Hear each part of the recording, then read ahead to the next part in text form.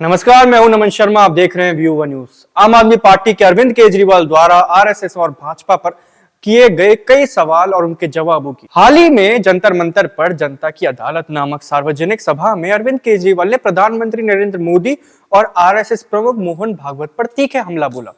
इस सभा में अरविंद केजरीवाल ने आरएसएस और भाजपा से 5 महत्वपूर्ण सवाल पूछे।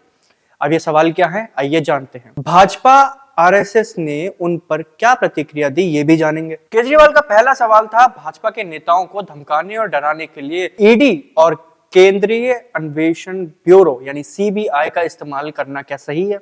इस सवाल के जवाब में भाजपा नेताओं ने केजरीवाल पर भ्रष्टाचार के आरोप लगाए और दिल्ली में उनके प्रशासन की विफलताओं पर सवाल उठाए।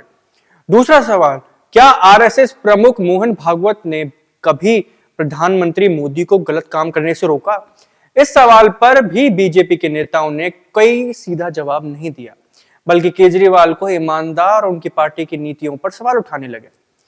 तीसरा सवाल, प्रधानमंत्री मोदी और गृह मंत्री अमित शाह द्वारा कुछ दिनों पहले सबसे भ्रष्ट नेताओं को भाजपा में शामिल क्यों किया? क्या यह राजनीति सही है? तो इस पर पलटवार करते हुए केजरीवाल से बीजेपी ने पूछा कि अन्ना हजारे को धोखा उन्होंने क्यों दिया। फिर चौथा सवाल, आरएसएस की 75 वर्ष की आयु के बाद सेवानिवृत्ति की नीति मोदी पर क्यों लागू नहीं होती?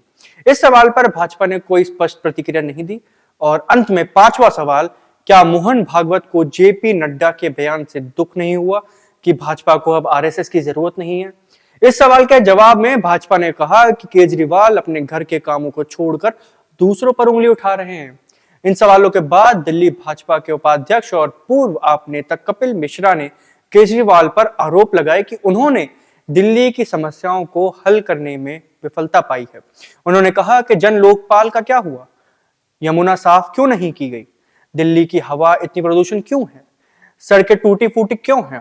केजरीवाल ने इन आरोपों का जवाब देते हुए कहा कि उनकी आत्मा दुखी है और वे केवल सम्मान और ईमानदारी के लिए राजनीति में आए हैं। उन्होंने कहा, मेरे पास कोई बैंक बैलेंस नहीं है, मेरे पार्टी के खजाने खाली हैं, मैंने केवल सम्मान और ईमानदारी कमाई है। साथ ही उन्होंने अपने समर्थकों से अपील की कि वे केवल तभी आम आदमी पार्टी को वोट दे जब वे उन्हें ईमानदार समझते हैं। तो ये था एक खास चर्चा जहां अरविंद केजरीवाल के कई सवाल थे बीजेपी के और आरएसएस के ऊपर, जहां बीजेपी ने कुछ पर प्रतिक्रिया दी और कुछ पर प्रतिक्रिया नहीं दी।